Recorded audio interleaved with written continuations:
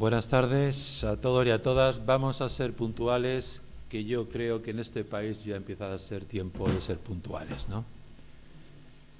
Bienvenidos a todos y primero quiero disculpar a los representantes de mi consejería que no han podido asistir por circunstancia que todos ustedes deben imaginarse, porque el domingo nos toca ir a votar. Todos me han pedido, bueno, pues que les disculpara tanto al viceconsejero de Educación como a la viceconsejera de Cultura y eso es lo que hago, disculparme por ellos. Realmente es una... Bueno, doy la bienvenida también, por supuesto, a Enrique Solano y a Joaquín Álvaro, que son los dos ponentes de esta tarde, aunque luego Joaquín presentará. Y doy la bienvenida a Astrocuenca, como cada año, al museo. ¿Por qué doy la bienvenida con mayúsculas esta vez, este año? El otro día, preparando un taller que estamos haciendo sobre astrofísica, porque ya nos vamos a atrever a hacer un taller sobre astrofísica, está José María y yo, sobre Hawking, que queremos inaugurar el aniversario de su muerte. Leía el otro día que decía Hawking que justamente la astronomía era la primera ciencia que desarrolló el ser humano, como ciencia. Luego ya con la base, sobre todo, matemática de Newton, fue a mejor. Me atrevo porque sé que hay muchos que saben muchísimo más que yo, ¿vale? Pero sí que lo que no sabemos es que seguramente la astronomía, lamentablemente, sea la última ciencia que desarrolla el ser humano. Si no conseguimos salir de este planeta a tiempo, antes de que uno de estos bólidos, meteoros o cometas o otro tipo de entes físicos nos haga como a los pobres dinosaurios. Luego posiblemente el último que esté mirando será un astrónomo que dirá, ves, yo os lo advertí. Bueno, por eso la astronomía es sumamente importante para el Museo de las Ciencias, lo ha sido desde el principio, lo sigue siendo y seguirá siendo. Cada vez más será una parte bastante significativa. De hecho, estamos a punto ya de acabar la automatización de nuestro observatorio, por fin, ¿vale? Con lo cual estará a disposición de aficionados, investigadores y otro tipo de proyectos. Por tanto, yo creo que es la evidencia de que efectivamente en el Museo de las Ciencias nos gusta la astronomía, nos gusta participar con Astrocuenca y nos encanta, desde luego, el título de la diversidad de la astronomía, sobre todo porque ahora estamos en la Semana de las Ciencias, que tiene la ciencia inclusiva, con lo cual lo de inclusivo y además la diversidad pues son dos palabras que se llevan muy bien. No me extiendo porque tenemos poco tiempo y sobre todo habéis venido a escuchar tanto a Enrique como a Joaquín y le paso ya la palabra a Joaquín. Pues yo por mi parte no voy a ser nada extenso tampoco, simplemente daros la bienvenida a esta nueva edición del ciclo de conferencias, jornadas de astronomía, que parece que a la Consejería de Educación le gustaba más, por lo menos al centro de profesores, y en base a eso se ha hecho ese cambio. Hemos cambiado lo que habitualmente veníamos llamando como curso de astronomía por jornadas de astronomía. Bienvenidos. Celebramos este año el 20 aniversario de Astrocuenca. También ha sido el 20 aniversario del Museo de las Ciencias. Ya sabéis que ambas cosas nacieron de la mano para una mutua relación beneficiosa en ambos sentidos. Y bueno, pues es ya un clásico el que durante los otoños Astrocuenca organice, junto con el museo, como en esta ocasión, aprovechando la Semana de la Ciencia, este ciclo de conferencias que este año por primera vez lo hemos condensado de manera intensiva entre viernes y sábado. Creemos que es un formato que resulta más cómodo, aunque mañana sea un día ciertamente intenso, pero es mejor que andar una semana, otra semana, que se hace un poco largo y rompía un poco el ritmo también de las cosas. Una vez más hemos intentado configurar un programa interesante con gente de primer nivel, como Enrique, que tenemos aquí, que además de ser diverso, puesto que, como veréis, si habéis visto el programa, pues se distribuye por una serie de campos de la astronomía, todos relacionados más o menos, pero diversos, diferentes, que es lo que pretendemos. La astronomía es diversa porque tiene muchas áreas muy especializadas cada una de ellas y todas muy interesantes. Y bueno, pues esperamos que os resulte a todos de interés, productivo y que al final pues estéis contentos. La charla de hoy corresponde, esta primera, la que inaugura el ciclo, a Enrique Solano. Enrique Solano es investigador en el Centro de Astrobiología, es el investigador principal, el director del Observatorio Virtual Español. No sé qué decir de Enrique, o sea, tiene publicaciones a cientos en revistas con arbitraje y de muy alto nivel, ha participado en un montón de congresos con comunicaciones, tanto en España como fuera de España. Es profesor de máster de varias universidades y su mejor presentación es que le oigáis, porque aparte de que lo que nos va a contar es muy importante para los que tengan interés por la astronomía, pues veréis que sus cualidades de divulgación son también excepcionales. No le quito más tiempo y, Enrique, todo tuyo.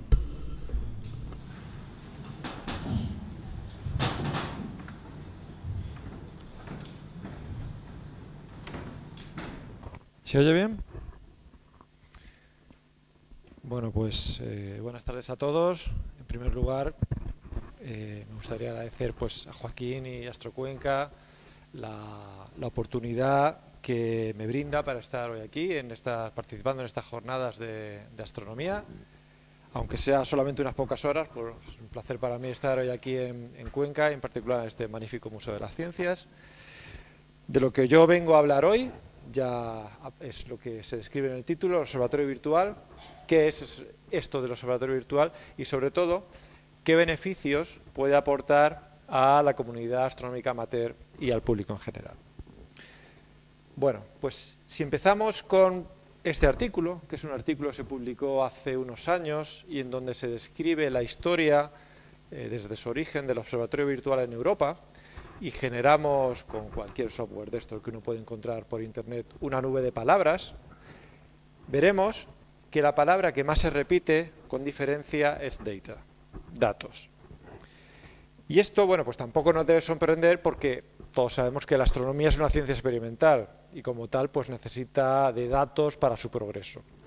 Datos que se obtienen bien desde telescopios en tierra, bien desde satélites en el espacio y también a través de modelos y simulaciones numéricas.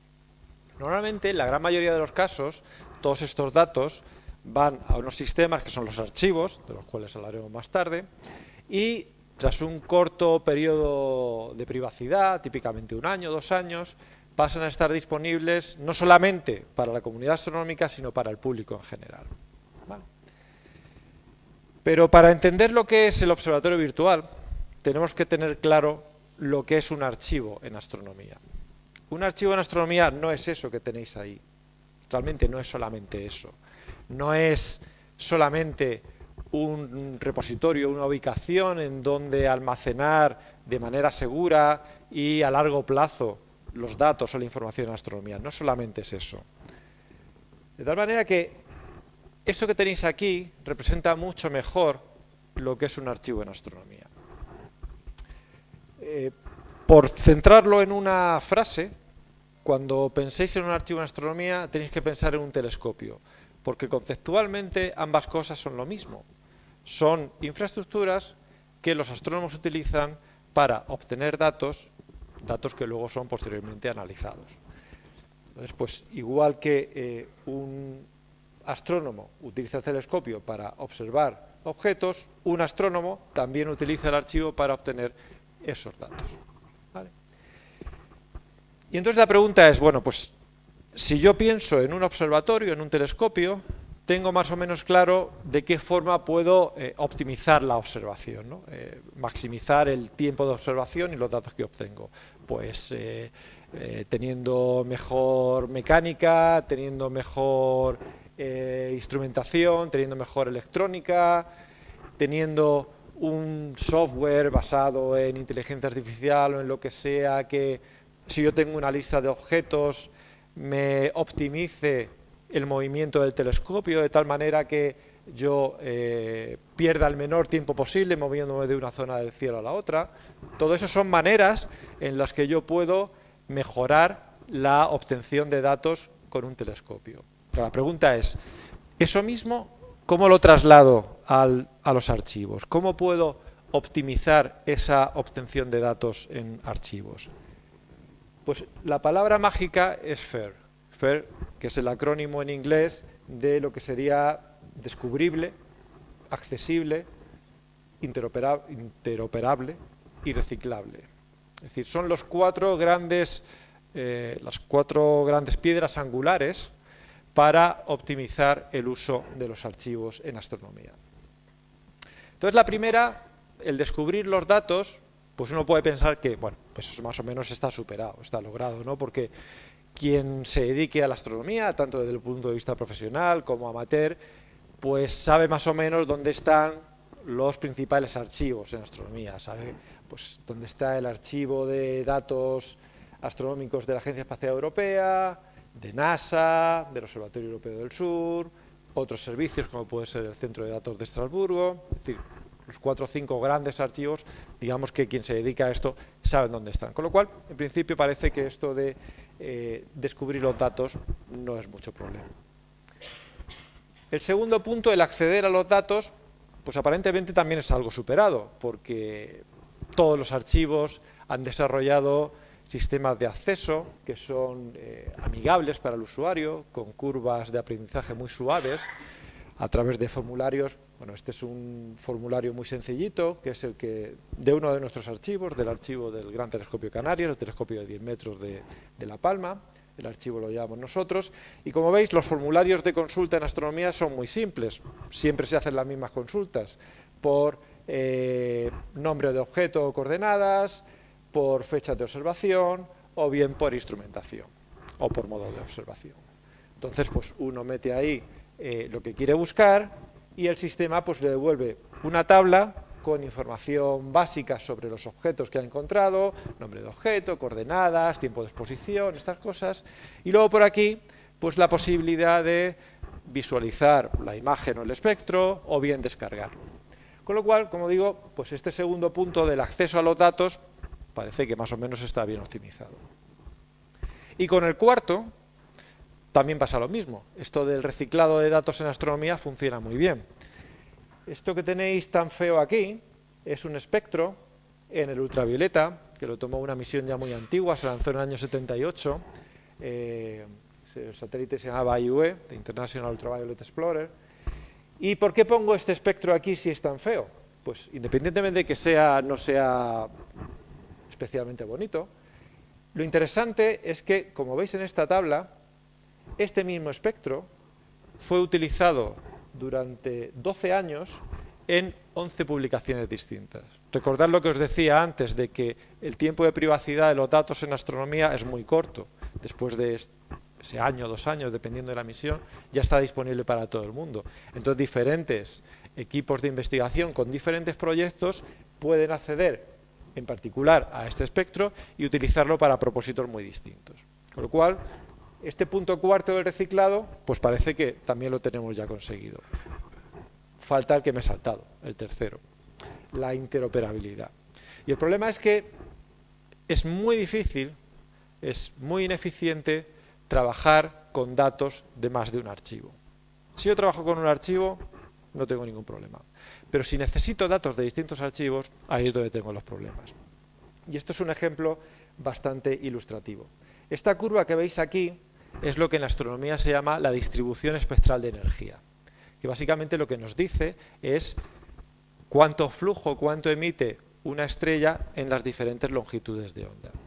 Y esta curva que tenéis aquí, esta distribución espectral de energía, es muy interesante porque a partir de ella se puede sacar parámetros físicos de la estrella. Por ejemplo, la temperatura. Hay una relación directa entre el máximo de esta distribución y la temperatura. si el máximo ocurre a longitudes de onda cortas, eso nos está diciendo que la temperatura del objeto es alta, mientras que si el máximo ocurre más hacia el infrarrojo, hacia longitudes de onda más largas, el objeto es más frío. ¿Vale? Con lo cual, este tipo de datos, este tipo de curvas es muy interesante. El problema es cómo construir esa curva, porque no tenemos espectros de alta resolución que cubran desde el ultravioleta al infrarrojo. Con lo cual, lo que normalmente se hace es utilizar fotometría, es decir, observaciones en distintas bandas y juntarlas todas para construir esa curva.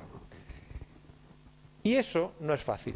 Primero, porque me supone acceder a un montón de catálogos. El catálogo que me da la fotometría en el ultravioleta, el que me da la fotometría en las diferentes bandas en el óptico, lo mismo en el infrarrojo. Eso supone un trabajo de acceder a diferentes catálogos, que pueden ser decenas en algunos casos. Un trabajo tedioso e ineficiente ya para empezar. Pero este es solamente el primero de los problemas, porque una vez yo ya haya hecho todo este trabajo de recopilación, me encuentro con otro problema. Y es que los catálogos, la información que me dan, normalmente son, como veis aquí en el catálogo de Gaia o en este otro catálogo, lo que normalmente yo tengo son magnitudes. Pero lo que yo necesito para pintar esta distribución espectral de energía, como veis aquí, es flujo absoluto, flujo en unidades de ergios, centímetro cuadrado, segundo Armstrong o similar. Con lo cual, yo necesito pasar de esas magnitudes que el catálogo me da a flujos absolutos. Y para eso necesito una calibración, básicamente, pues lo que se llama el punto cero, conocer el punto cero de cada filtro.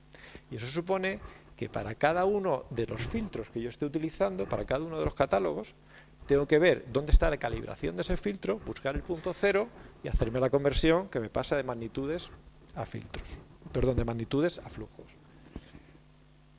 Y luego tengo otro problema añadido, que es que para yo, bueno, ya tengo mi fotometría observada en flujos, en unidades de flujo absoluto, pero necesito compararlo con modelos para poder estimar los parámetros físicos.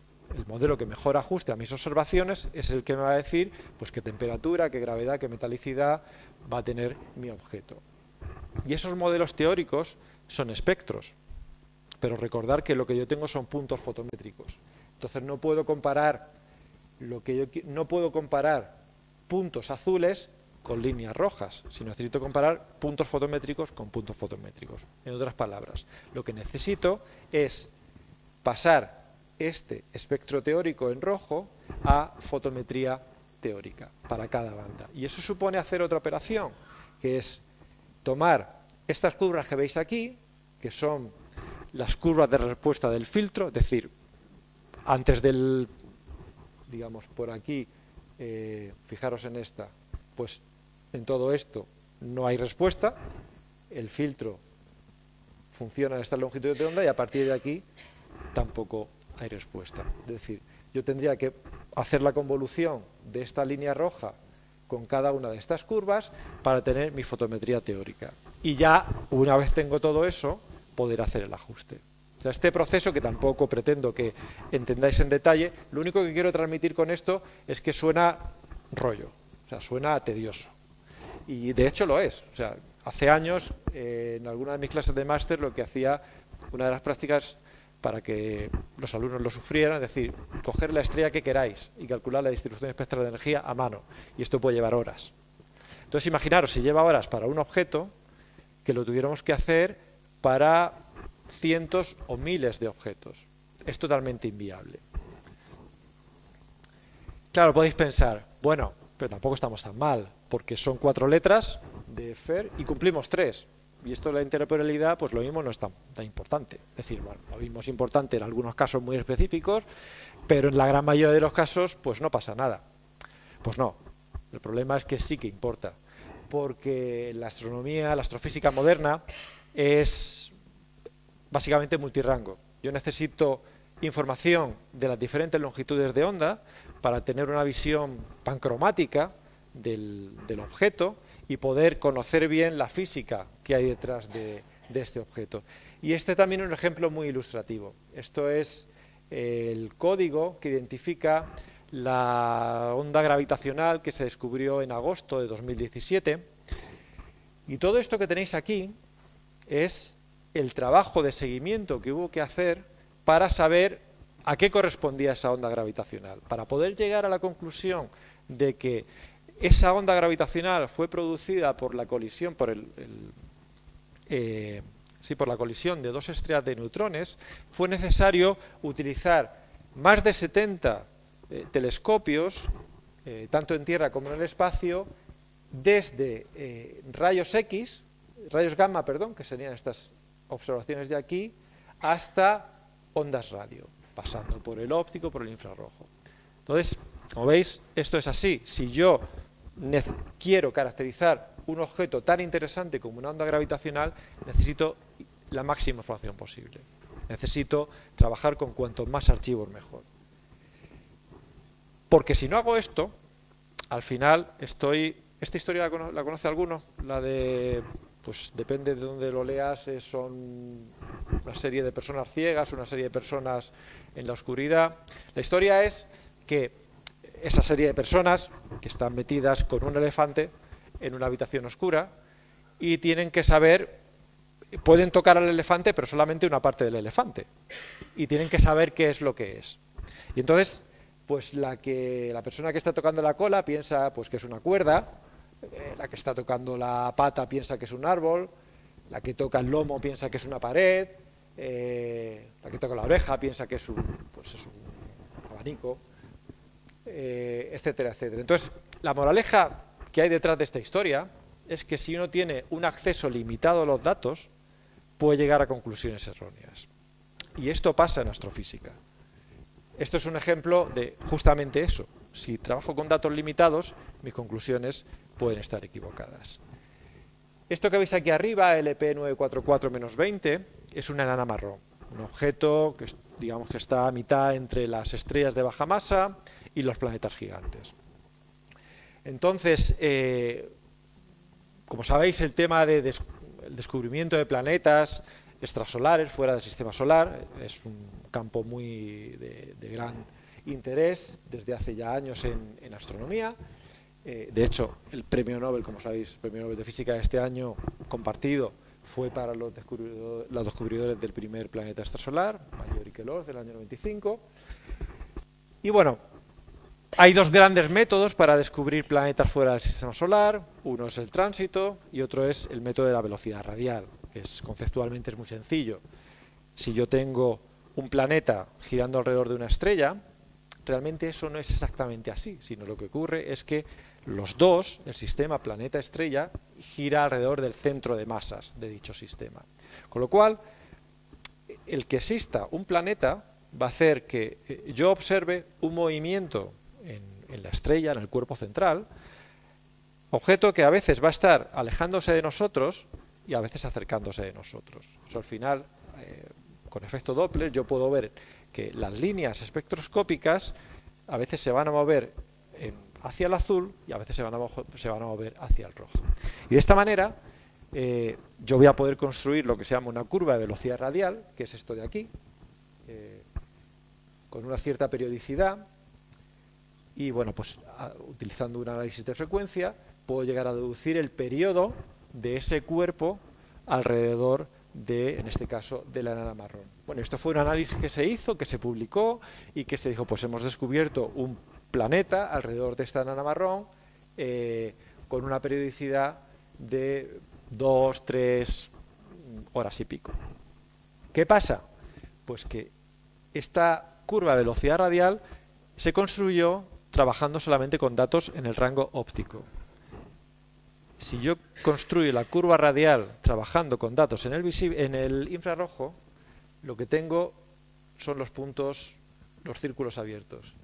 Es decir, no tengo variaciones. Es una curva plana, es una línea. Conclusión, no hay planeta. O sea, el trabajar solamente con datos en un rango determinado me llevó a una conclusión errónea. Lo que estaba viendo era otro tipo de fenómeno relacionado con la rotación de la estrella, pero que no tenía nada que ver con la existencia de un planeta. Entonces es, una vez más, otro ejemplo de que con cuanto más datos trabaje y cubra un mayor rango de longitud de onda, mucho mejor. Bueno, pues este es el objetivo de este proyecto del observatorio virtual. Hacer que esta cuarta pata de aquí también se cumpla. Garantizar el acceso fácil y eficiente, la explotación fácil y eficiente de los datos que hay en los archivos astronómicos, tanto observacionales como teóricos. Y este es un proyecto que ya lleva un cierto recorrido. De hecho, comenzó hacia el año 2000 con estos dos congresos que hubo, uno en junio de 2000 en Pasadena, en California, y este en agosto en Alemania. Y eso dio lugar a pues, esta foto de grupo que tenéis aquí. De hecho, aquí me podéis ver con 20 años menos. Este soy yo. Y es la... 18 años menos. Es la reunión de lanzamiento del Observatorio Virtual en Europa. Posteriormente, en junio de ese mismo año, de 2002, se creó esto que se llama IVOA, que es la Alianza del Observatorio Virtual Internacional, que es como el paraguas que engloba todas las iniciativas de observatorio virtual que existen por el mundo, que hay como unas 20, 21. Una de ellas es la nuestra, del Observatorio Virtual Español, este es el logo, que se unió a esta alianza en 2004. Lo que tenéis aquí, en esta dirección web, es nuestro portal. Cada una de estas pestañas corresponde a una de nuestras líneas de trabajo. Entonces, bueno, pues si queréis tener más información de las cosas que hacemos, pues una opción es acceder al portal y ver qué cosas hacemos, o bien pues seguirnos en Twitter, en donde pues con cierta periodicidad vamos poniendo las noticias más interesantes relacionadas con el proyecto. ¿Cómo se consigue esto? De conseguir esta interoperabilidad, que trabajar con datos de distintos archivos sea transparente para mí. Pues a través de esta hoja de ruta, donde tiene 4 peldaños. El primero de ellos es el desarrollo de estándares, es decir, que independientemente del archivo al cual yo acceda, pues la forma de consultar, la forma de escribir los datos, la forma de acceder, todo sea estándar. El segundo paso es que esos estándares, pues no solamente se desarrollen, sino que los centros de datos los implementen. Y los otros en los que nos vamos a centrar, que son estos dos.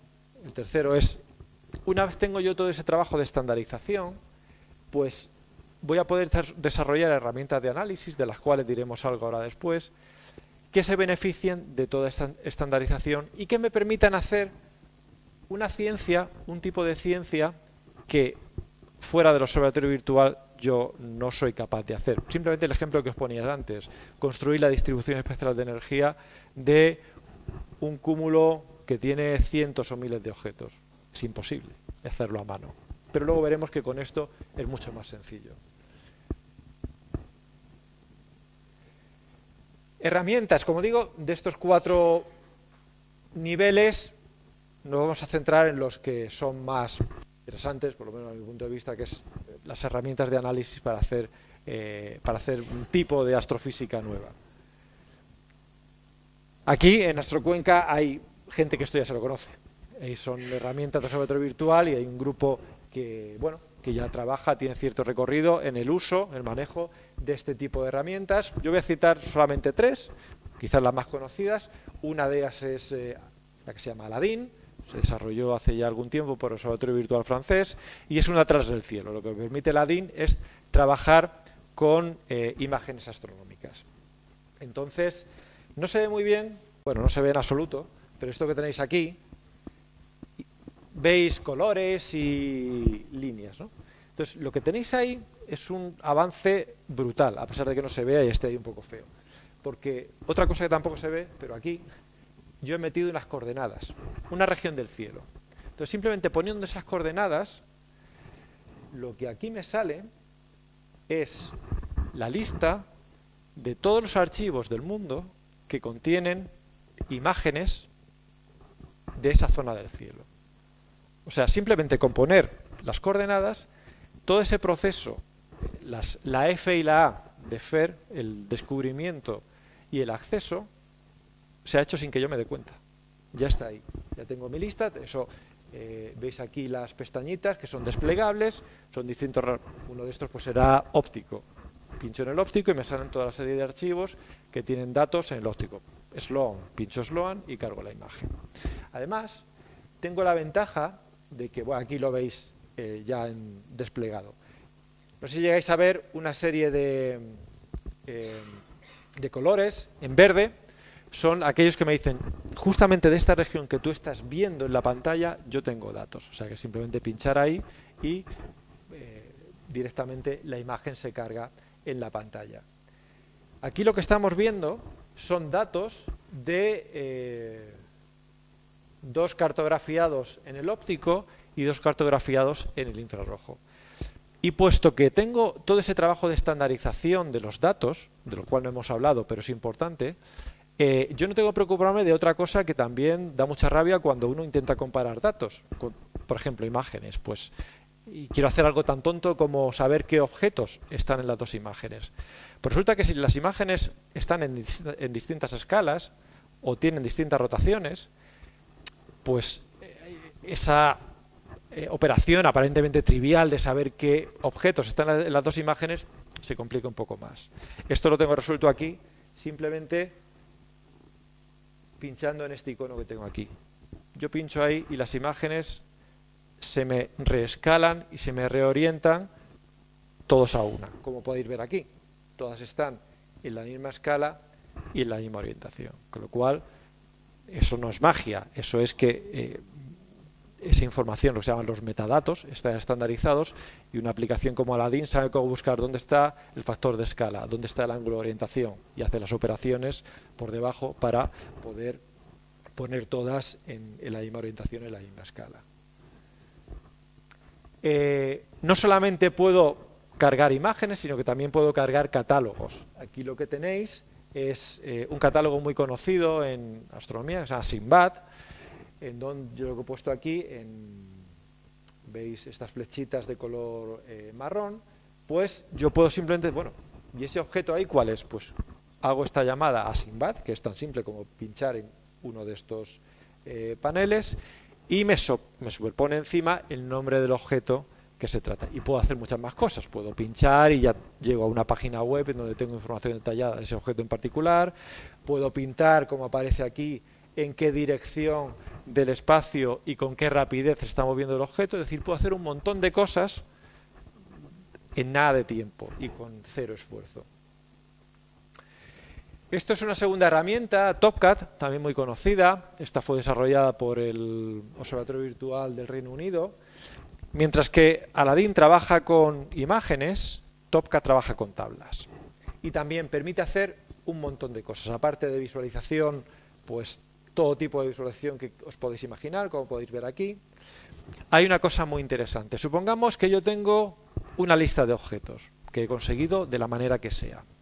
Y quiero ver cuáles de esos objetos están observados en un catálogo muy interesante, muy importante, que es el catálogo de la misión Gaia, que es una misión de la Agencia Espacial Europea que está cartografiando todo el cielo.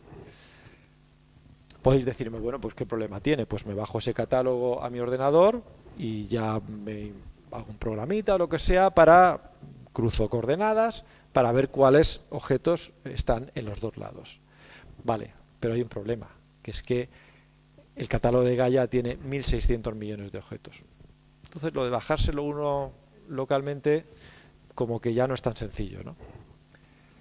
Entonces eso, que fuera de observatorio virtual es un problema prácticamente irresoluble, diría yo, con TopCat no es ningún problema, porque yo puedo, pues con una cierta funcionalidad, acceder remotamente a ese archivo de Gaia, a ese catálogo de Gaia, no me lo tengo que descargar, yo tengo mi tabla, mi lista de objetos en local, el archivo de Gaia en remoto, y yo puedo cruzar ambas listas y saber qué objetos están en común en unos pocos segundos. Y la tercera herramienta, que es BOSA, esta la hemos desarrollado nosotros, aquí en Observatorio Virtual Español, que resuelve el problema este que veíamos antes de las distribuciones espectrales de energía. Todo aquello que yo tardaba horas para un objeto, ahora puedo tardar horas, pero para decenas de miles de objetos. Entonces, simplemente de manera automática, pero supervisada, o sea, ninguna de estas herramientas es una caja negra, sino tienes que saber lo que estás haciendo, pero como digo, de manera supervisada, tú puedes construir estas curvas que veis aquí, que son los ajustes, todo el proceso que hablábamos antes de dónde están los catálogos, cómo bajo las magnitudes, cómo transformo las magnitudes a flujo, cómo transformo los espectros teóricos en fotometría teórica, cómo hago el ajuste entre la fotometría observada y la fotometría teórica, cómo estimo las temperaturas, gravedad, metalicidad, todo eso lo hace la herramienta. Aquí veis pues un par de ajustes y bueno, aquí no se ve, pero bueno, las temperaturas, gravedades y metalicidades que se obtienen a partir de esos espectros teóricos, de esa fotometría teórica que mejor se ajusta. Entonces, como veis, hay un salto cualitativo. Este último nivel que mostrábamos antes, eso que llamábamos ciencia VO, realmente existe. Estamos viendo ejemplos de cosas que de la manera tradicional, de la que todos hemos hecho, pues realmente no se pueden hacer y de esta manera es muy sencillo hacerlo, ¿vale? Bueno, y con esto, pues por no dilatarme más, vamos a entrar ya en la tercera parte de la charla y es ver, bueno, todo esto de observatorio virtual, que muchas veces suena como muy técnico, a la comunidad amateur, ¿qué le puede aportar realmente? Comunidad amateur y al público en general. Entonces, esto de astrónomo amateur a veces ha dado lugar a debates y tensiones que yo no termino muy bien de entender, pero bueno, para evitar cualquier tipo de problema, yo entiendo por un astrónomo amateur la definición que aparece en Wikipedia, que es, a mí me parece, desde mi punto de vista, bastante acertada. En particular me voy a quedar con este último párrafo, donde dice que la frontera entre astrónomos profesionales y amateurs es muy tenue, porque algunos de ellos han contribuido de manera destacada al desarrollo de la astronomía y a nuestro conocimiento del cielo nocturno. Y eso es así. Y eso es así porque desde hace ya bastantes años la comunidad amateur cuenta con unos recursos, con unos telescopios, medios de observación, que son prácticamente profesionales, y trabajan con un software de reducción y análisis de datos que en ocasiones es igual que el que utiliza un profesional.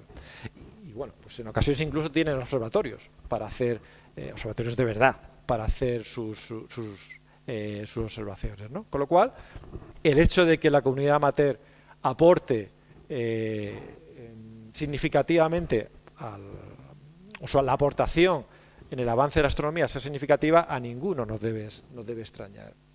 Entonces, en todo este contexto, nosotros nos planteamos, bueno, esto del observatorio virtual, ¿cómo puede beneficiar a la comunidad amateur? Entonces nosotros identificamos tres líneas potenciales, que son, de hecho, si veis en nuestro portal, aquí hay un desplegable sobre temas de educación y divulgación. Y el primero de ellos está relacionado con la divulgación de la astronomía, que es algo que, pues, yo creo que prácticamente todas las agrupaciones astronómicas de una u otra manera están involucrados en transmitir, en diseminar la idea de la astronomía, ¿no?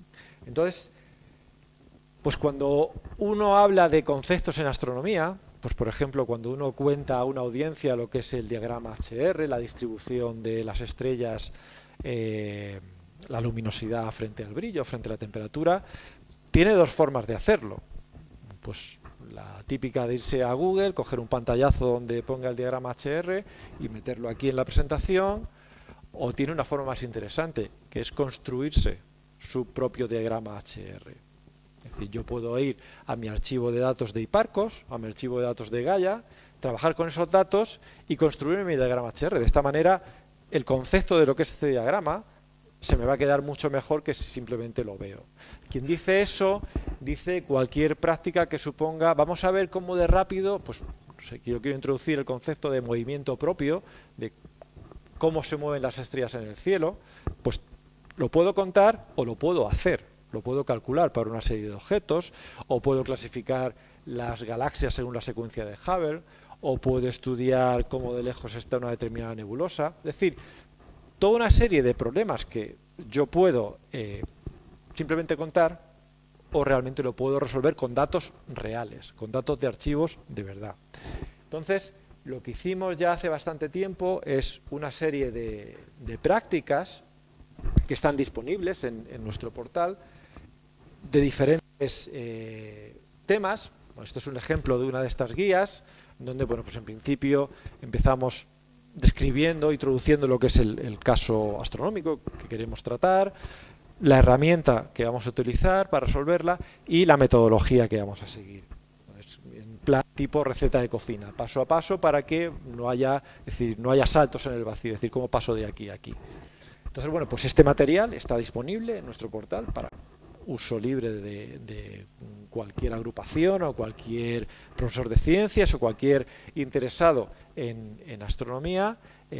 Lo único que os pedimos es que nos aviséis, pero simplemente por el gusto que nos da de que alguien utilice los recursos que tenemos, ¿no? Decir, bueno, mira, pues hay un grupo en Cuenca que está utilizando estos recursos y, bueno, pues también digamos que eso de alguna manera nos recompensa el esfuerzo, ¿no? Es, digamos, la única obligación, entre comillas, que hay de utilizar todo este material.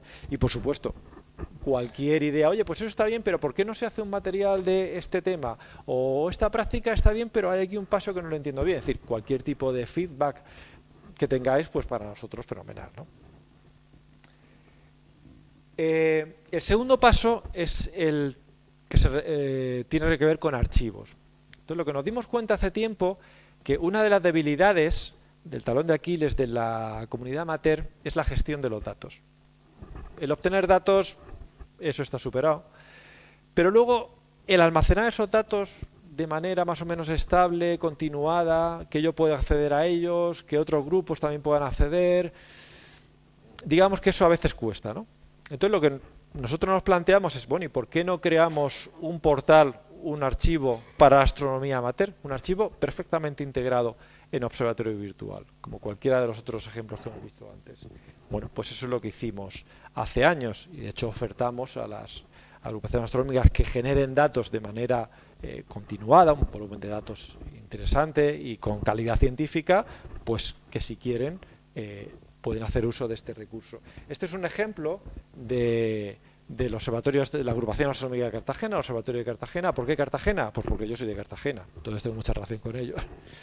Entonces, ellos, uno de los telescopios es lo que llaman el Observatorio de Cielo Profundo, y sí que cumplen estas condiciones de generar datos, volumen de datos importante y con calidad científica. Y entonces lo que nosotros hicimos fue un archivo para esos datos. Entonces, este es el formulario de consulta a este archivo, también muy simple, por los campos de consulta típicos, de nombre de objeto, coordenadas, fecha, tal y cual. Y esto es la respuesta a una de estas consultas, donde podéis ver que, aparte de información básica sobre el objeto, pues tenemos la posibilidad de descargarnos la imagen, de ver la cabecera, para tener información de tiempo de exposición, coordenada, instrumentación, etcétera, etcétera, o bien, como veis aquí señalado, la posibilidad de lanzar esa imagen directamente en Aladdin, que es la herramienta que hemos visto antes. De tal manera que yo puedo comparar mi imagen tomada, en este caso, desde el Observatorio de Cartagena, con cualquier imagen de cualquier archivo del mundo. Y eso es lo que hemos hecho aquí. Aquí arriba es la imagen desde el Observatorio de Cielo Profundo de Cartagena, y esto aquí abajo es la imagen del cartografiado Sloan, uno de los cartografiados más importantes del mundo en el rango óptico, en la misma región del cielo. Podéis ver, lógicamente, Sloan es mucho más profundo. Hay muchas más estrellas en Sloan que en la imagen de arriba. Pero bueno, gracias a esta herramienta yo puedo cargarla y mi archivo va a estar ahí. Cuando haga esta primera fase de descubrimiento, yo meto mis coordenadas. Si yo tengo imágenes de este Observatorio de Cielo Profundo, ahí va a aparecer en este listado al mismo nivel que cualquier otro archivo profesional. Y esto me permite no solamente visualizar, sino también hacer toda una serie de trabajo. Estas imágenes se tomaron para el descubrimiento de asteroides. Pues yo puedo utilizar otras herramientas de observatorio virtual, en este caso una desarrollada en París que se llama Skybot, que me dice, dada una imagen que cubre una determinada zona del cielo en un determinado momento, si hay algún asteroide que haya pasado por allí. Entonces aquí podéis ver cómo en la imagen de arriba, aquí en este cuadradito, veis que hay una fuente, corresponde a un asteroide, que años antes, cuando se tomó la imagen de Sloan, no estaba. Entonces, de esta manera yo descubro que en mi imagen, efectivamente, hay un asteroide. ¿Vale? Entonces, es un ejemplo de ciencia que puedo hacer con observatorio virtual. Primera línea, digamos, es lo que comenté de pues guías guías sobre temas en astrofísica. Segunda línea es archivos y la tercera línea es pues juntarnos y colaborar, hacer ciencia profesionales y amateur, una colaboración pro-am de las que se llaman, ¿no? Entonces, pues aquí tenemos también cierto recorrido. Esto es un ejemplo de un trabajo que hicimos con la agrupación astronómica del Garraf en Barcelona hace unos años. Ellos estaban interesados en buscar sistemas de movimiento propio común, objetos que se mueven en el cielo en la misma dirección y con la misma velocidad. Entonces ellos tenían una metodología, pero estuvimos hablando y dijimos, pues esto se puede hacer de una manera mucho más rápida. Entonces lo que nosotros hicimos fue desarrollar lo que se llama una macro, un programita dentro de Aladdin para hacer toda una serie de operaciones de manera secuencial, de manera automática. Entonces, bueno, aquí tenéis un ejemplo del tipo de objetos que querían buscar. Veis aquí, esto es una imagen, lo que se llama una imagen RGB, donde los dos colores corresponden a el mismo objeto, pero tomados en dos momentos diferentes del tiempo. Como el movimiento propio es grande, si la línea de tiempos es amplia, estamos hablando de décadas o de 10, 20, 30 años, podemos apreciar que el objeto se ha movido. ¿Veis? Además, estos dos objetos forman un sistema de movimiento propio común porque los dos se han movido en la misma dirección y más o menos con la misma velocidad. Los dos aquí están en marrón y luego están en azul. Y algo similar estamos haciendo ahora también en colaboración con la Agrupación Astronómica de Cartagena, trabajando con el catálogo de estrellas dobles de Washington, con lo que se llama las estrellas olvidadas. El catálogo del WDS es el catálogo más importante, muy conocido también por los amateurs, de estrellas dobles. Y entonces resulta, si veis ese histograma, lo que aquí estoy representando es el número de veces que se ha observado un determinado sistema. Y como veis, la gran mayoría solamente se ha observado una vez. Y aparte de esto, nos encontramos con que muchas de estas observaciones son muy antiguas. Aquí tenéis un ejemplo de un objeto que se observó en 1907. Con lo cual, tenemos observaciones muy antiguas y solamente una. Estaría bien hacer un poquito de limpieza y ver si aquello que se observó en aquel momento es real o no es real. O incluso, si es real, pues yo que tengo un siglo de línea de base, si yo tengo un par cerrado, puedo incluso ver movimientos y calcular parámetros orbitales del sistema. Entonces, lo que hicimos aquí fue lo mismo, desarrollar un pequeño programita en Aladdin y trabajando con un cartografiado, con un conjunto de imágenes de buena resolución espacial, como es UKIDS, digamos que de manera automática se van cargando este tipo de imágenes. Lo que yo tengo aquí, que no sé si se ve bien, es la información que está en el catálogo, en el Washington, el catálogo de estrella doble de Washington. Entonces me está diciendo, mira, yo tengo una estrella central y a una determinada distancia y con un determinado ángulo de posición debe haber otra estrella, la segunda componente del sistema.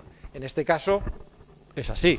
¿Veis? No sé si se ve que superpuesto a la imagen hay una línea que me mide la separación predicha y un pequeño arco que me dice más o menos por aquí, según el ángulo de posición, es por donde debe estar el segundo objeto. En este caso, pues confirmo que esa entrada que hay en el catálogo es cierta, pero en otras ocasiones no hay nada o no es cierta. En fin, sirve para pues saber cuántas de estas estrellas tomadas solamente una vez son reales o simplemente hubo algún error en la medida en su momento. Y en particular nos hemos centrado, esto es un ejemplo interesante de colaboración PROAM, porque esto al final va a dar lugar a un artículo. Nos hemos centrado en los pares físicos, es decir, no son pares visuales, dos objetos que estén cerca en el cielo, sino que realmente estén a la misma distancia y se muevan en la misma dirección. Eso es lo que se llama un par físico. Y en particular vamos buscando este tipo de pares, en donde yo tengo un objeto frío de tipo espectral M y uno más caliente de tipo espectral G. Y estos son interesantes porque calcular las metalicidades de las M's es muy difícil. Pero si yo asumo que esto es un par físico y los dos nacieron en la misma nube molecular, los dos van a tener la misma metalicidad. Con lo cual yo puedo calcular la metalicidad de la G, de la caliente, que es mucho más sencilla de calcular, y asumir que la M tiene la misma metalicidad. Y esto de la metalicidad es interesante porque hay una relación entre la metalicidad de la estrella y la probabilidad de que pueda existir un exoplaneta alrededor de esas estrellas. En particular, en el caso de las M, que son las estrellas, los objetos más abundantes de la galaxia, son el tipo de estrella que más hay. ¿Vale? Muy brevemente, porque ya estoy casi fuera de tiempo, simplemente citar que nosotros, aparte de todo esto, tenemos también un proyecto de ciencia ciudadana, un proyecto abierto a cualquiera. No se necesita ningún conocimiento de astronomía para trabajar en este proyecto. La idea, bueno, está aquí, también lo podéis acceder a través de nuestro portal, hay un par de tutoriales en vídeo en qué consiste el proyecto y de cómo trabajar. Básicamente la idea es descubrir asteroides. No, es mentira, no descubrir asteroides. Es asteroides que ya se conocen, identificarlos en las imágenes para mejorar sus órbitas. Esto de mejorar las órbitas puede parecer más rancio que descubrir asteroides, que mola más, pero no es ninguna tontería lo de las órbitas porque hay objetos cuyas órbitas están muy mal determinadas, tienen una incertidumbre muy grande y si uno extrapola en el tiempo, el tener una incertidumbre muy grande no me permite saber si ese objeto, esos asteroides cercanos a la Tierra, tienen una probabilidad no nula de impacto con la Tierra en un futuro o no, con lo cual el tener un conocimiento preciso de los parámetros orbitales es fundamental. Y eso es lo que hacemos aquí. Entonces, también trabajando con Aladdin, la idea es encontrar el asteroide. Y el asteroide, en una película de imágenes, es el objeto que se mueve. Como está muy cerca, pues en unos pocos minutos yo lo voy a ver moverse. Las estrellas no se mueven en pocos minutos. Y en este caso es muy sencillo. Este objeto que tenéis aquí, veis, si lo comparáis con la posición de referencia de la cruz, cómo se me va alejando. Eso sería un asteroide. Básicamente lo que la gente tiene que hacer es pinchar en la posición del asteroide, pasarnos las coordenadas, nosotros, tras una serie de control de calidad, las mandamos a Harvard, al Centro de Planetas Menores, que es el centro de la Unión Astronómica Internacional, que se encarga de recopilar toda esta información y refinar las órbitas de los asteroides. Esto lo empezamos hace tiempo, en 2011, y bueno, pues hemos casi el 10% de los asteroides cercanos a la Tierra, las órbitas de alguna manera han mejorado gracias a las aportaciones de los 4.000 participantes en este proyecto. Bueno, y con esto ya termino. Ideas básicas que después de todo esto me gustaría que os llevarais. Lo primero, archivos igual a telescopios. Un archivo no es una habitación mugrienta y llena de moho donde se guardan cosas, no, es un telescopio, sirve para obtener datos. Y observatorio virtual es lo que yo quiero hacer para exprimir lo máximo que pueda esos archivos, para sacar el máximo rendimiento de los archivos. Es el objetivo de este proyecto. E insisto, aunque suene como muy técnico y muy elevado, la idea que quería transmitir es que realmente no es así, que tiene un montón de posibilidades para la comunidad amateur y para incluso cualquier persona que desde su casa quiera trabajar en un proyecto en astrofísica. Y con esto termino y muchas gracias por vuestra atención.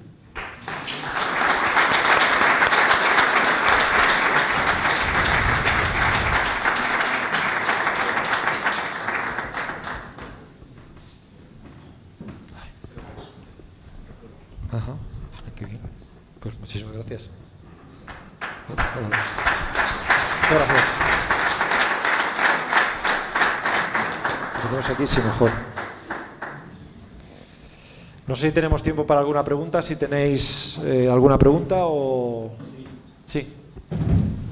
Bosa, que permite pasar de magnitud aparente o absoluta a espectros.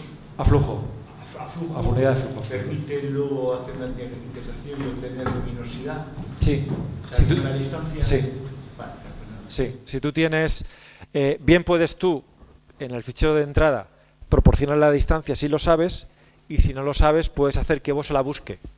Por ejemplo, en Gaia, que es donde tienes la mayor colección de paralajes. De tal manera que una vez tú tengas distancia, va a poder calcularte las luminosidades e incluso puede ir más allá y construirte un diagrama HR. Por ejemplo, si tú estás trabajando con cúmulos, donde se supone que todos tienen la misma edad, puedes tener una serie de objetos y poder representarlo en ese diagrama HR y más o menos te deben caer en la misma isocrona, en la misma línea de tiempos. Una de las posibles aplicaciones.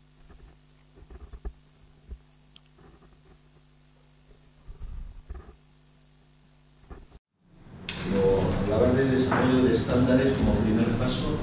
Estamos hablando de estándares para cómo se guardan los datos y cómo se manejan, o también para cómo se toman. ¿Para cómo? Para cómo se toman esos datos. No, solamente, digamos, observatorio virtual está al final de la cadena, los datos ya existen.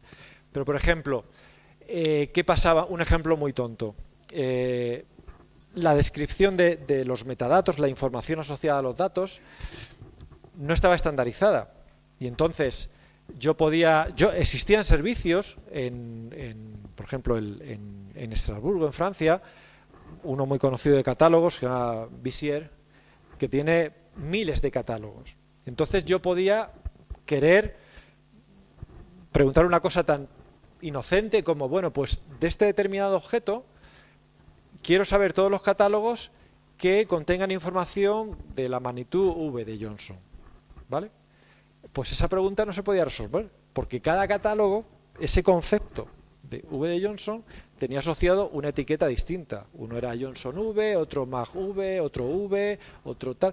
Era imposible desde el punto de vista de una máquina entender que todas esas etiquetas correspondían a lo mismo, y eso te limitaba enormemente la posibilidad de hacer ciencia. Es un ejemplo muy tonto, pero es un ejemplo del tipo de estandarización que fue necesario realizar para esto. Igual que te digo esto, pues la forma de acceder a los datos. Es cierto que cada archivo ha desarrollado su sistema de consulta, pero vamos a hacer uno que valga para todos, ¿no? Este tipo de estándares es a lo que me refería.